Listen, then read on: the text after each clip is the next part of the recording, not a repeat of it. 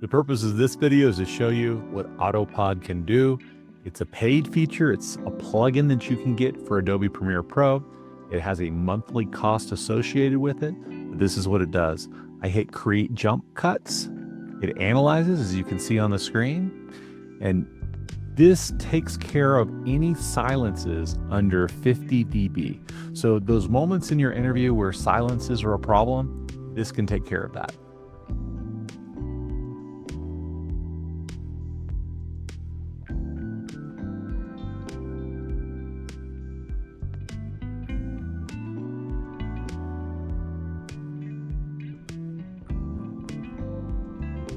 Notice how each line is being cut automatically, and each one of these lines is a silence that has been cut by the program.